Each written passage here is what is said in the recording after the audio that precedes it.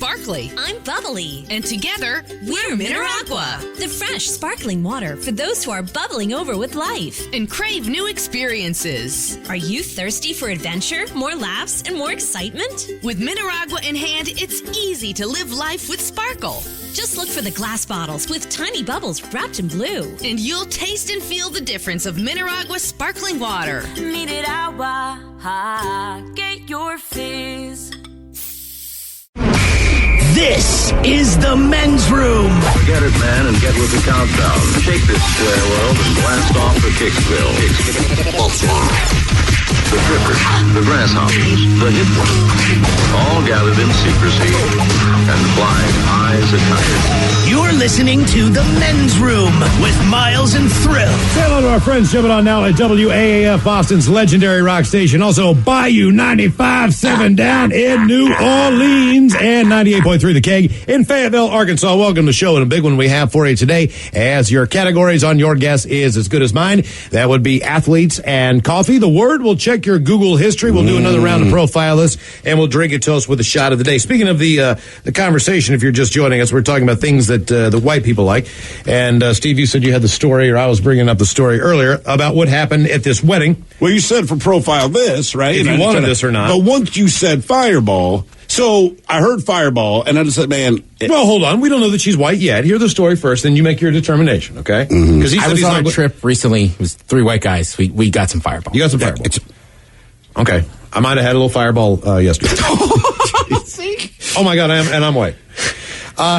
You just read the story. Because the whole thing, this is Florida again, and we've also determined that we could do a whole day of Florida. You could do a month of Florida. We could do a whole day's worth of just material from Florida. Yeah. It would be easy, and it would be that day or that within the last 2 or 3 days worth of material. Oh, guaranteed. Easy. I mean, you could even be timely on it. And it says, this story is everything you want at your Florida wedding. Live action. Brian and Jennifer Butler were having themselves a wedding to remember until things got a little rowdy. They had their cake, they had their first dance, while the maid of honor, Amanda Willis, started drinking. She was a mess.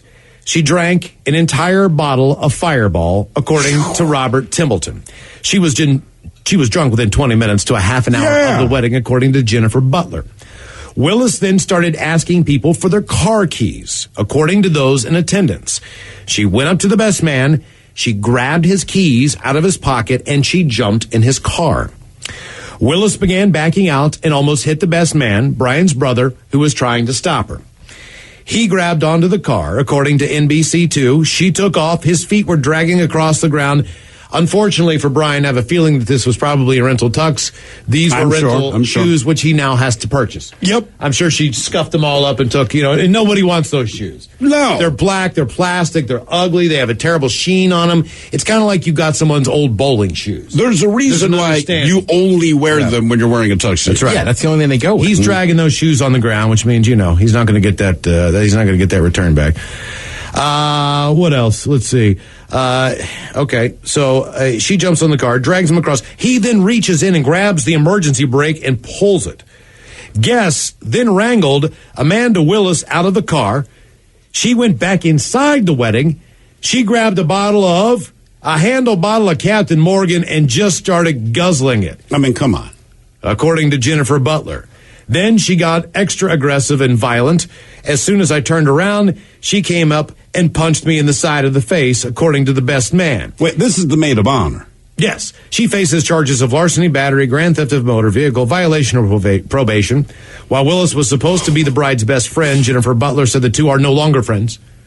So there you go.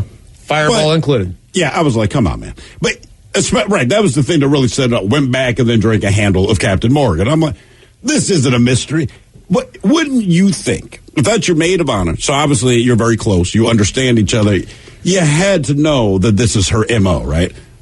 It's one thing to say, hey, man, I got buddies that drink a lot. All of us drink a lot. But none of us, not a single one of us would I expect to power down an entire bottle of whatever. You know what I mean? Like, you know that about your friends, and the friend of yours that would drink an entire bottle of whatever, that's not the person you'd ask to do something responsible. I know one person I could think of who I've seen, basically do that move. But you would not put them in a position of responsibility, right? No. Like, they are kind of known in this circle. Again, a circle of drinkers as, the one you don't want to invite. Like, 'cause it'll get out of control. Then how do they get everywhere you are when you're having a get-together? I've only hung out with this person like 2 or 3, like twice. And one of them, I watched him drink a whole bottle of Fireball. And it ended quickly with puking and everything else. So he was a mess. Okay, but he does it every time. No lessons learned, apparently. No. Okay. Random, See, that would be the thing where I would not drink Fireball anymore, or I would be like, oh boy, I shouldn't do that. Well, it's not the Fireball. You go, you know what, man? I've cut back on drinking a bottle of Fireball. Yeah. I'll just do 2 shots. Sure. Hello, John. Welcome to the men's room. Hola. All right, John. It's going to be kind of a more difficult question. What would you say, John, is the second most worst thing about you? The second most worst thing. That I've never been wrong. That you've never been wrong. What is the first worst thing about you then? I'm always right. That you're always right? And how many times have you been married? Twice. Yeah. So you have been wrong at least one time. I'm guessing probably twice. Touche. All right, okay. So that's the Are you still married to your second wife? She's fantastic. Better All than I right, deserve. so just one. So let me ask you this. Up. How many times do you, quote unquote, right around her, but are smart enough to just keep your mouth shut anyway? Oh, well, on the second time around, you kind of figure out it's worth just being you. And so there's not a whole lot that you really have to filter at that point if you pick right. Yeah, okay. Yeah. Sure enough. All right, this comes from the Scottish Sun. The reason we asked what's the second worst thing about you. Fiend hated losing.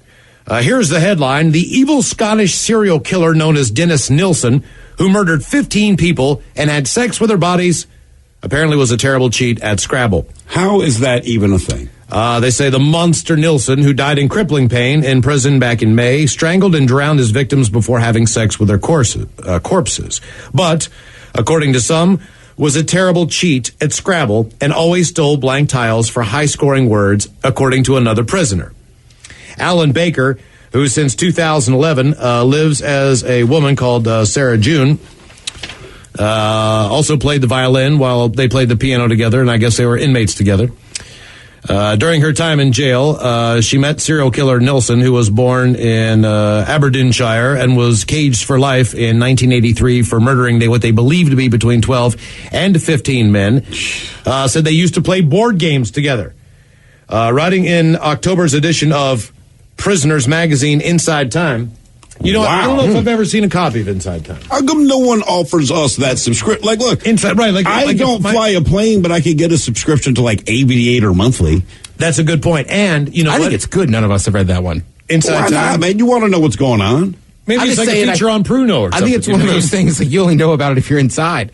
Well, sure, but now that we know about it, I'm curious. Like, what do you cover? What are the things in this? Like you said, is new and improved way to make Pruno. How to make a shank without anyone noticing. Yeah, like, you know, like it would be... do you do profiles on, like, this guy escaped, man? You know, he's our hero. Have you ever... yeah, you know, here's the thing. Okay, I thought you were about to ask me if I've ever had toilet wine. No. Have you? Yeah. I don't think so. Yeah. Dennis was aware that most people were afraid of him. However, to most... You think the man who killed 15 people in that... See, this is what drives me crazy. They say things like, all right, look, he killed 15 people, had sex with their bodies, but he was a gentleman. Well, no. He wasn't a gentleman. You know, I know, because he killed 15 people. And here is your story that you brought up early, and an icebreaker for your next office party. The third leading cause of workplace death, behind falls to a lower level and roadway collisions with other vehicles, is homicide. The data comes courtesy of the latest Bureau of Labor Statistics on fatal occupational injuries. And what's behind all of this is, of course, shooting, followed by stabbing, cutting, slashing, and piercing. News reports point to doomed love triangles and disgruntled coworkers. Another cause, however, has been largely overlooked, which is fraud. Imagine a boss who kills his assistant to keep a Ponzi scheme afloat, or an accountant who poisons an especially thorough auditor, which has happened as well. So remember this at work. Try not to do too good of a job. Oh, yeah. If you do a really good job, your boss might kill you. Listen to this one. Frank Perry, a CFE and defense attorney who teaches forensic accounting at DePaul University, coined the term as far as red collar crime after working on a murder case in 2005, an embezzlement scam that ended with a salesman who was Perry's client, convicted of smashing his partner's skull with a claw hammer. He says his client was well-spoken and had no known history of violence or arrest. That's part of why he was so dangerous. Research shows the more that people reflect on our own image, the more we are inclined to give them what he has called implied credibility. So maybe in the same way Gary Ridgway was just known, but I don't know. It seems like most of the people that are the most heinous, but they don't can be have very a history predatory of anything, right? Yeah, they can be very predatory. I mean, it could be Ted Bundy, Gary Ridgway, Jeffrey Dahmer, all these things. Like, there was no history with them. But it's right back to who you know. But if they're running a scheme, aren't they already kind of hurting people? They are, but I would rather say someone say, hey, man, I stole your identity and cleaned out your bank account, then I'm going to kill you. Also, agreed. I'm just saying, like, but the way that guy was making his money was pretty dirty already. It is, but like anything, you know, the thing about the white-collar crimes is they don't tell other people.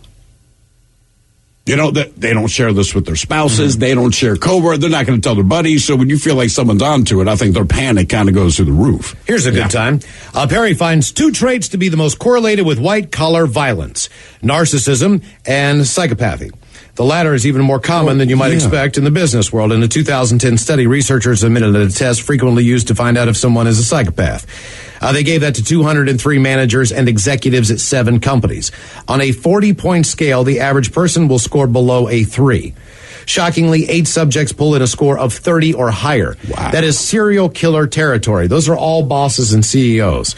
Their excellent communication and convincing lying skills, which together would have made them more attractive as far as hiring candidates in the first place, apparently continued to serve them well, according to research. You're running the con. Mm-hmm.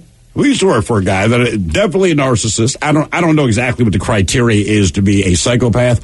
All of that said, as much as this guy is a horrible human being, I'd be shocked if that particular guy, if they said, hey, man, he's a serial killer. Definitely a narcissist, but he comes off as just more of a douche. Right. Oh, no. You know what I mean? Yeah. But not like, oh, my God, he killed 8 people. There's a few people we've worked with. If they said, hey, man, he killed 8 people, I think my response would be, is that all? Yeah. I almost said his name, but I won't. He's the guy that has never allowed a dog or cat in his house. He never had a pet. His kids can never have a pet. Mm-hmm. I mean, none of that crap. Nothing. If it's alive, I don't want it around me. Random question 844-999. Ola, hold the line where your call's coming up. You are listening to the Men's Room Radio Network. Welcome back to the Men's Room with Miles and Thrill. Still to come, your guess is as good as mine. Categories today will be athletes around the world and coffee and specific cities that pour more than others. Your guess is as good as mine coming up before we'll drink and toast with a shot of the day. In the meantime, it is our random question. 844-999. Hola. Hello, Matt. Welcome to the Men's Room. Hola, bitch, hola. Hola. All right, Matt, let's see what we got for you here. All right, Matt. Okay. Let's just assume this would be a bad scenario if this happened, because we know that maybe it's not good things are going your way. But what would be your make-a-wish request? Like if I was dying? Okay. Yeah, like let's just assume that maybe you weren't going to be around for much longer. What would be your, if you could get one, a make-a-wish request? All right, before I answer, do you guys want phone dong after? Yes, please. Give us a phone dong. Sure, give it to us right now. Okay. We'll take it. Hey, it's weird, but I'd rather have a beer with Joe Biden. That's not bad, man. Okay, all right. That's pretty cool. I think Joe Biden would have a beer with you. I think in the world of politics, there was probably more than one. I think George W. and Biden, for some reason, I feel like they would just tell you stories. Joe Biden was a drinker anymore. Like Obama had those beer summits, but I think you'll have one or two. He's retired. I know, but Biden strikes me also as a guy that used to have a really good time. I think Biden's one of those guys who would tell you that he doesn't drink anymore and he drinks plenty. Remember, Obama at one point is like, well, I stopped smoking, blah, blah, blah. And then one thing you find out later, him and John Boehner, as much as people thought they hated each other, they were very friendly away from that. And the two of them would smoke like chimneys. And that was, smoking if you smoke, you know what I mean, you know all the smokers. You all have the same area. That's exactly you smoke in. You got to hang together. All right, Matt, give us the phone dong. All right, guys, thanks. Yeah, man. There it is. Phone dong. Yeah, Biden does not drink. He says that alcoholism runs in his family. Huh. I just remember from the beer summits, he never had one. Okay, all right. So would you still just drink beer and hang out with him then? Like, look, you don't have to drink a beer, but I will. Yeah. Yeah, I would too. Yeah. Which is more impressive that he hangs out by the pool naked at home then? Where did you hear that he hangs out naked by the pool? I just heard that was one of his things. He likes hanging out naked at the pool. But I pool. mean, like, where did you hear that? Where did you think Joe Biden? It's probably like a rumor, like, like Rod Stewart's small, had like a gallon of semen pumped from his stomach, but I don't know. But this one's believable. It is very believable. There was a guy I knew, like a coach, and that was always the rumor, was that at his house, he was naked in the pool. I was like, we all thought it was hilarious, and then my brother coached with him, and he goes, yeah, I went over there, and he ate lunch naked after he got out of the pool with us. Wait. Your brother, like he was naked with your brother there. Right, because my brother was going to be like a coach in the same, like, I don't know, it was Babe Ruth or whatever, like different teams. Yeah. And he's like, come down, we'll hang out by the pool. And that's what we confirmed. Like, coach whoever swims naked and apparently eats lunch naked at his pool. Hey, look, man, I definitely enjoy the comforts of my home, right? And, scratching my bees and all that. But, like, if you came over, I might stop doing some of that stuff. Look, if you had a pool, all right, let's just assume you had naked. a pool. In your backyard. Naked. With a fence going around it. Absolutely. Every single But time. if you're coming as long as over, your kids aren't there. If you're going to talk work, though, I would at least put, not like, hey, Miles, hey, come on in, man. Because I understand that maybe. But you don't never know when someone's going, gas, man, just walking through your living room. Like, you never know. I think these are just people that own pools, and it's just a legit thing. So I believe the Biden story. Look, okay. All right. My uncle, acceptable. I shouldn't say legit. My uncle lives in Florida. Uh-huh. Now, he has a house with a pool. Sure, he lives in Florida. The next thing that he's having done is he's having the wall extended off of his back patio on his pool to block the next door neighbors. So you can get naked? So he can just swim naked without, being right in their face all the time. This is what I enjoy about the Florida mentality, though. He's going to get this fence built. So it's going to be really expensive. So he can get in his pool naked, but it's not like to keep gators out of it. No. And not that's why they have most of the pools down there have like netting around. But it's a net. My problem is it's a net, and that's a dinosaur. It's also understood this, and this is the way this works out. With his neighbors, if his car's not there and he's not there, they can use his pool anytime. And they also know that the reason he's putting this fence up is because he's going to swim naked in it. And if they want to come over sometime and swim naked too, that's fine. But just make sure he's not there. Yeah. See, I'm down with that. I think if I had a pool and my neighbors said, hey, man, can we use your pool? Like, yeah, absolutely. Just don't leave a mess, right? That's it. That's all. The reason we asked, what would be your Make-A-Wish request? There is a 9-year-old kid in South Dakota, and his name is Javier Amos, and he's been battling leukemia. And the best news is that he is now in remission, which is great. Okay. But he also just did something pretty cool for his classmates last month. The Make-A-Wish Foundation recently approached his family and said they would grant any wish that he wanted. So he could have gone to Disney World. He could have met any of his favorite athletes. But instead, he asked them to throw a pizza party for all of his friends at school. So the Make-A-Wish people showed up at his school last month and threw everyone a huge pizza party that includes zoo animals, bouncy houses, and laser tag.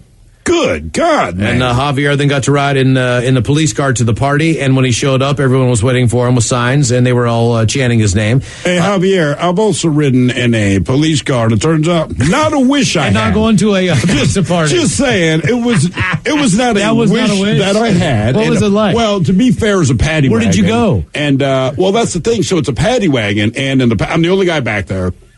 You're handcuffed, and it's not a very comfortable thing. Obviously, they're not worried about your comfort. And they didn't quite Freddie Gray me, but you could tell he's taking turns a little, because you slide down, you're bouncing off everything. And you're cuffed. You're cuffed, so your hands are behind your back, and I'm only in there for like 10 minutes, and where I got arrested was one spot, and then when I opened the door, I'm already kind of, I don't think garage is the right word, but I guess the perp drop off. So like they opened the door, intake, and things were much different there. So like when I was placed in the patio, there were a lot of police officers there, but also there was a grassy park, a very nice apartment building. And then when they opened the door, there's a ton of police officers, guys that look as miserable as me, and you're like, man, oh man, this really sucks. This really sucks. Reality hits quick. The worst part of it all is when they put you in a cell and it has the electronic doors that close. Man, when that thing closes, it makes a little bit of a sound. You look, somehow in your head, it's 100 times louder, and you're like, this is not good. Yeah. This is really bad, and I'm dressed like the cowboy from the Village People. That's a distinctive sound, and the smell somehow you have on you is distinctive. It is a unique scent. Hello, Stephen. Welcome to the men's room. Hola. All right, Steven, we got on the topic of Joe Biden there, a little bit of nudity. Why don't we go with this one? When did you unexpectedly see some nudity? When did you see nudity and you were not ready for it? Oh, man. Every day. I go to the gym, and every time I walk into the men's locker room, I swear, there's always this old guy naked and just air drying his balls, and I never want to see that. Old people don't care. That seems to be a universal truth. You know what? It was actually a very unique experience. When we first moved here to Seattle, I started going to a gym that was a gym, and it was also a rehabilitation center. So they had warm pools that you could walk in, and they had doctors who would come in on certain days and work with clients depending on what they were going through. Some of the people there had gone through strokes and different things, so they're trying to, just regain use of certain limbs and other things. But there was also a large group of seniors that would go in there to just do basic lifting, et cetera, et cetera. That gym, man, I mean, you go in there. If you went in there during a weekday in the middle of the day, you've never seen gravity should have been proven by a man's testicles, not by Newton.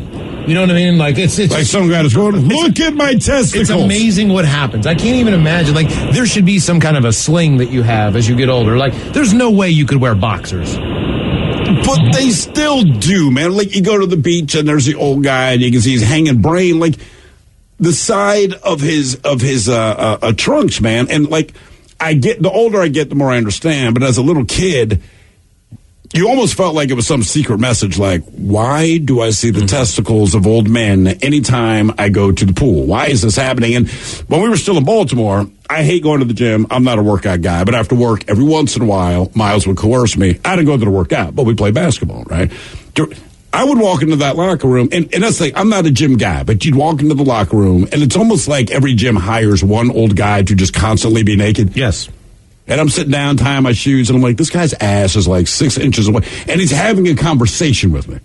It's also part of, like, just gym stuff. Like, when I first started going to a gym, like, if I went into the steam room, I was so worried. I'd wear, like, a bathing suit. Right. And then people are like, you don't need to do that in the steam. And then you get to a point where you're just, like, the random guy sitting dead center, buck naked. Yeah. It's like, hey, good to see you, partner. But as you don't need a man sit with I the try to legs have spread. truth when I get out of the shower. I keep my towel on for as long as possible. Sure. Until it comes time to, get There's dressed. a moment it's going to happen. Right, but for the most part, I'm just not walking around dong out. Yeah. Right. Little kids and old people. That's and it's crazy to me because they will dress the same. Nudity doesn't mean anything to them. They're deathly honest about things. It's something about getting really, really old. You go back to being a child. The reason we asked, when did you unexpectedly see nudity? We go to Palm Coast, Florida. A Palm Coast man is accused of running around naked, swearing, and yelling at people to look at his genitalia while in a Chick-fil-A parking lot. Oh, come on. Corey Hatzel Still was thinking arrested chicken? on Monday morning after a woman called authorities around 1 a.m. saying that Hatzel was chasing her boyfriend and trying to fight him. The woman received a call from her boyfriend who was riding his bike by a Winn-Dixie on Palm Coast Highway when Hatzel started chasing him. Authorities said the woman said when she and her boyfriend arrived at the Chick-fil-A, Hatzel tried to fight her boyfriend and then started to take off his clothes. Officials said Hatzel kept yelling at the woman's boyfriend, "You're gay for looking at my penis." When deputies arrived, Hatzel had dry blood on his nose and would not tell authorities his name. He yelled at multiple vehicles driving by to look at his genitalia while telling them that they were gay for doing so. Hatzel is charged with obstruction of not cooperating with authorities. The woman and her boyfriend decided not to press charges for indecent exposure. Just another day. And somebody's projecting a little bit there. Somebody wants to fight you, baby, you fight. Someone gets naked, you go, I don't want any problem. Leave that to the cops. And I'm telling you right now, if you're naked, they're going to tase you. Guaranteed. Remember, folks, only cops handle naked people. Voluntarily. And again, I ask this all the time, why did you want to be a cop? Look, you can watch it on TV, and again, TV makes everything look great. You're very heroic. And then you watch the show Cops, which is actual cops, and you go, this is your day. Naked, sweaty people, high or drunk and mad at you. Hello, Thomas. Welcome to the men's room. Hey. Hola. Okay. All right, Thomas, let's go with this question. When were you awkwardly honest? I'm sorry, what did you say? When were you awkwardly honest? When did you have to... Misfortune of having, like if you work in HR, everyone's complained that this guy smells bad, but you're the only person that has to sit there and tell them, hey, man, you smell like ass. I haven't really had that awkward moment before. Do you have children? I just had a 7-month-old. Oh, so you haven't got to the point where you had to sit down and explain to someone why you couldn't say or do certain things? Over the weekend, I was asked, where do babies come from? From whom? And then how do the older or the younger? They both asked about 2 weeks ago. The older brought it up this weekend, and it was, how are babies made? Where do they come from? And how do you get them out of your body? Luckily for me, because I'm just like, man, my son decided to chime in with, do they explode from your booty?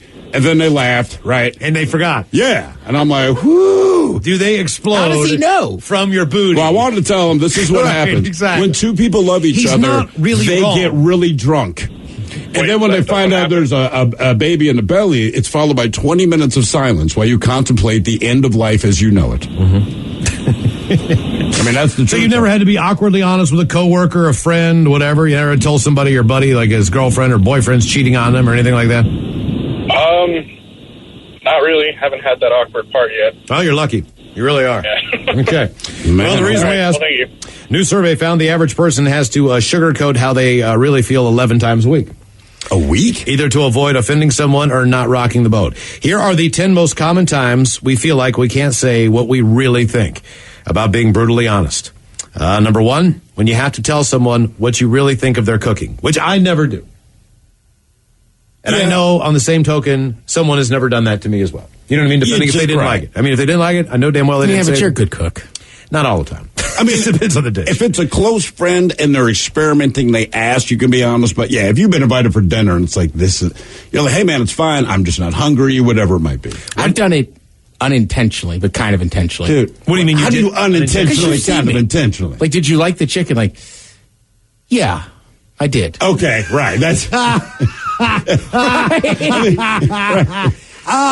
Yeah. And then it's quickly followed up. Like, I like the chicken. It's just different than I thought it was going to be. It was a lot of allspice. In other words, like, look, I don't want to hurt your feelings, but I'm going to lie to you. Wasn't it jerk chicken?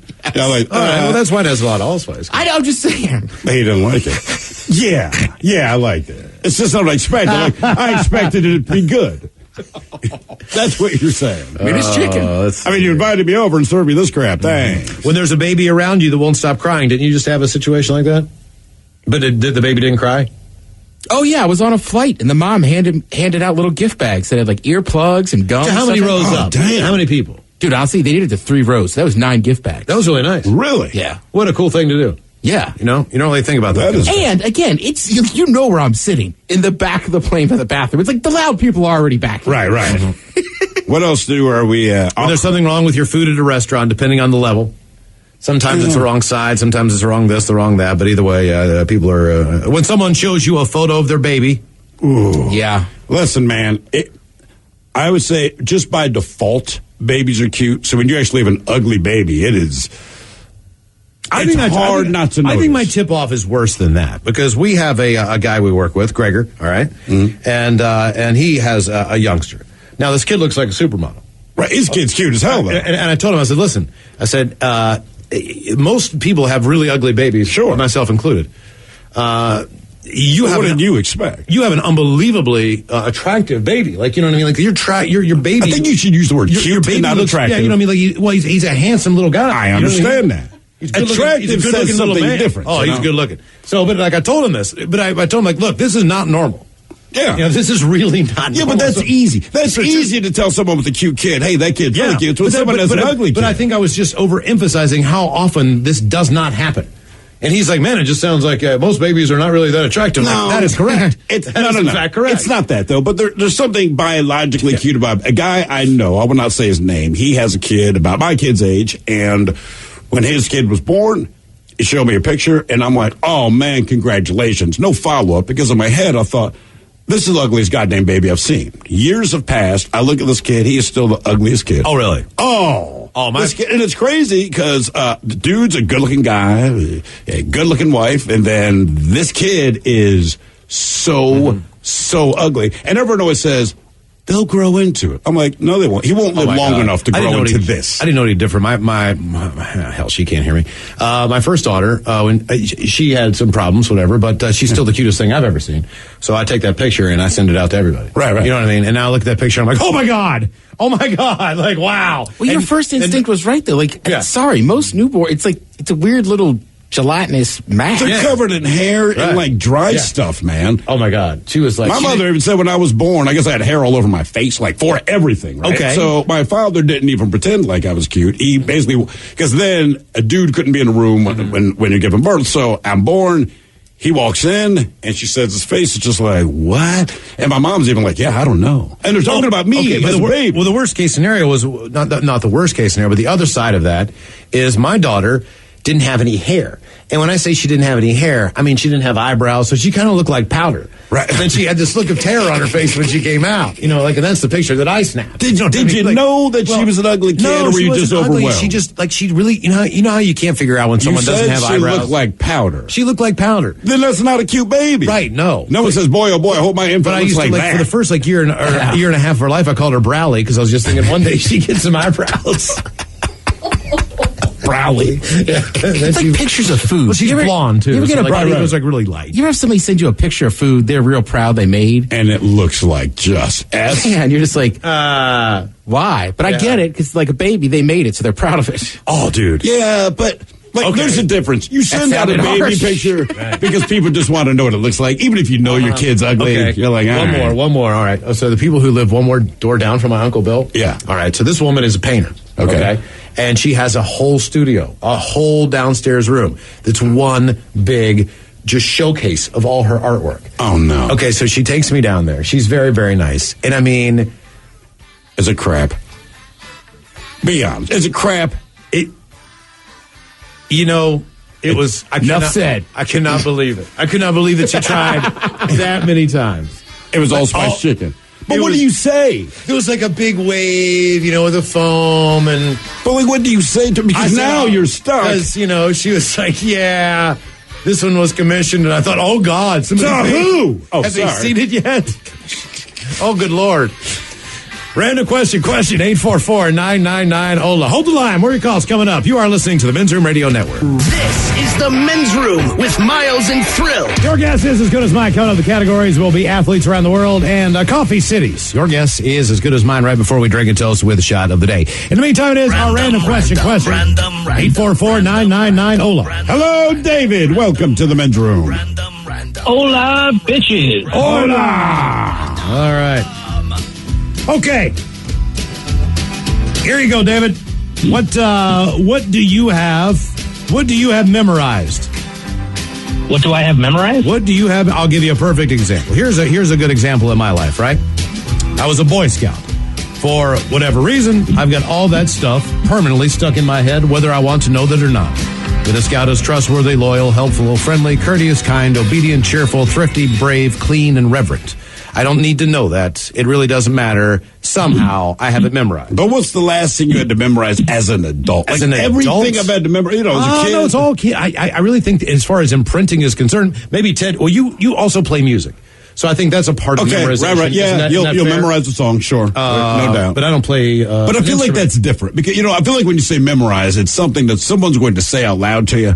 If you say you're a musician, people assume you know how to play a song, right? So you memorize it. But like what you just said with the Boy Scouts, like I've heard that before, but... Mm-hmm.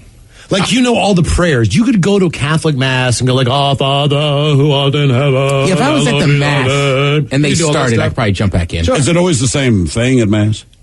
Always the same? I mean, it's a lot of the same prayers. I think the act of contrition might change a couple little words here or there, depending on what church you're in. Oh. Yeah. Okay. So what about you, David? What have you memorized? Well, apart from music and phone numbers and stuff like that, I used to work at the DMV a couple of years ago, and I would memorize VIN numbers and what specific numbers in the VIN number meant. Like, for instance, the 10th number of the VIN indicates the year. The first 3 indicate the manufacturer. The 4th one indicates the weight rating. Okay. That's incredible. And, so... Okay, it's a long number. So I guess they all have to mean something. Digits, yeah. So when you heard it, you're like, all right, this is the make of the car, this is the model of the car, this is the year, etc. So if we could give you a VIN number, even if it's a fake one, and throw out 10 numbers... You'd have an idea of the make and model of the car and all that. Yeah. Okay, so you could do that math. Is it 10 letters or 10 numbers? So it's 17 numbers. Oh, 17. Good combination God. of, yeah. And you yeah. can still do that combination now. What are the first numbers in the group represent again? I guess you said the auto manufacturer, and they all have an assigned number? Yeah, so for instance, like GMC usually typically starts with a 1G. Ford start with a 1FA. Okay. And that signifies where in the country it was manufactured, what country it was manufactured in. Damn. Yeah, stuff like that. Huh. Yeah. Well, that's really interesting. I had no freaking idea. I'm glad we asked you that question. I know. Yeah. Random question, 844-999. Ola, still to come. Your guess is as good as mine, and the word will check your medical Google history. That is all coming up. Hola! The shenanigans continue on the Men's Room Radio Network. I'm Sparkly. I'm bubbly. And together, we're Mineragua. The fresh, sparkling water for those who are bubbling over with life. And crave new experiences. Are you thirsty for adventure, more laughs, and more excitement? With Mineragua in hand, it's easy to live life with sparkle. Just look for the glass bottles with tiny bubbles wrapped in blue. And you'll taste and feel the difference of Mineragua sparkling water. Get your fizz.